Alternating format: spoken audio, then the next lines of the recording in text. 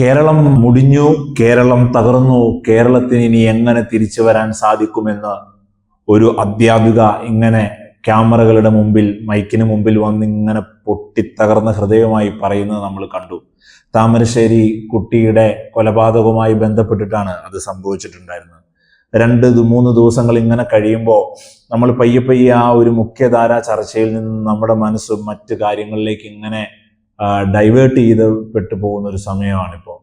അപ്പോഴാണ് ഇതിനെക്കുറിച്ച് വീണ്ടും ഒന്ന് പറയണമെന്ന് തോന്നിയത്. ഒന്ന് ആലോചിച്ച് നോക്കൂ, ആ കുട്ടികളെ അത്രയും വലിയ ഒരു പോലീസ് പ്രൊട്ടക്ഷനോടെ ഈ എക്സാം എഴുതിക്കാൻ വേണ്ടി കൊണ്ടുവരുമ്പോഴേ ഒരു ഉമ്മയും ബാപ്പയും താമരശ്ശേരിയിലെ വീട്ടിലിരുന്ന് ഹോൾ ടിക്കറ്റ് മേടിച്ചു കൊണ്ടുപോയി വെച്ച ഒരു മകനെ ഓർത്ത്, അല്ലെങ്കിൽ ആ ഹോൾ ടിക്കറ്റും കൈ പിടിച്ചിരിക്കുന്ന ഒരു സംഭവം. ആ വാപ്പ ചോദിച്ചൊരു ചോദ്യമുണ്ട്, കോപ്പി അടിച്ചാൽ പോലും 1 വർഷം ഡീബാർ ചെയ്യുന്ന ഈ സമൂഹത്തിൽ ഈ നിയമ നടപടി അത്രയും സ്ട്രോങ് ആയ ഒരിടത്താണ് ഇത്ര തിടുക്കം നിങ്ങൾ കാണിച്ചത് എന്ന്. അതാണ് പോയിന്റ്.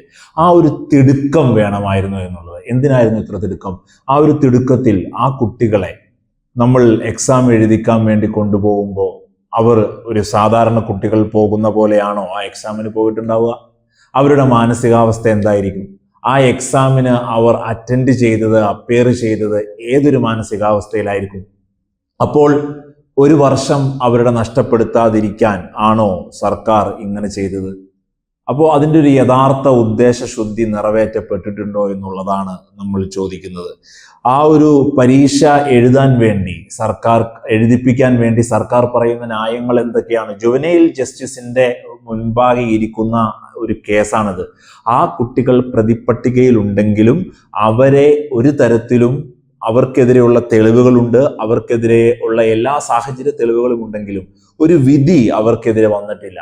അങ്ങനെ ഒരു തീരുമാനം ആ കേസിൽ വരാത്തിടത്തോളം കാലം അവരുടെ 1 വർഷം കളയാൻ ഒരു ബാധ്യതയില്ല, കളയേണ്ട ഒരു കാര്യമില്ല എന്ന ഒരു നിയമവശമാണ്. ആ നിയമവശം ശരി തന്നെയാണ്. പക്ഷെ എങ്കിലും നമ്മൾ ഈ സമൂഹത്തിന് കൊടുക്കുന്ന ഒരു മെസ്സേജ് ഇല്ലേ, ഒരു കുട്ടിയെ തല്ലിക്കൊന്ന് കളഞ്ഞിട്ട് അവനെ ഞങ്ങൾ ഉറക്കി കിടത്തിയിട്ടുണ്ടെന്ന് പറഞ്ഞിട്ട് അതിനകത്ത് പ്രതിപട്ടികയിൽ ഉള്ള മുഖ്യ സ്ഥാനത്തുള്ള കുട്ടിയുടെ ഒരു വോയിസ് അതിനുശേഷം പുറത്തു വന്നപ്പോൾ ആ വോയിസിൽ പോലും നീ എന്നോട് പൊരുത്തപ്പെടണമെന്ന് പറയുമ്പോഴും ആ കുട്ടി പറയുന്നത് എന്താ? നിന്നോട് പറഞ്ഞതല്ലേ കളിക്കാൻ നിൽക്കല്ലേ എന്ന്, നിന്നോട് പറഞ്ഞതല്ലേ എൻ്റെ അടുത്ത് വരില്ലേ എന്ന്. അപ്പം അവരുടെ മൈൻഡിനെ വലിയ രീതിയിലുള്ള ഒരു കൗൺസിലിങ്ങിലൊക്കെ റെഡിയാക്കി അവർ ചെയ്ത തെറ്റിന്റെ വ്യാപ്തി എന്താണെന്ന് ഈ കുട്ടികൾക്ക് പറഞ്ഞു പഠിപ്പിക്കാൻ ഒക്കെ ഉള്ളത് വലിയൊരു ഉത്തരവാദിത്തമായി നമ്മുടെ മുന്നിൽ ഇങ്ങനെ നിൽക്കുന്ന ഒരു സമയത്താണ് ആ കുട്ടികളെ കൊണ്ടുവന്ന് ഇങ്ങനെ പരീക്ഷ എഴുതിച്ച് ഒരു വലിയ രീതിയിലുള്ള ഒരു ജനവികാരം ഇളക്കി വിട്ടത് എന്നുള്ളതാണ്.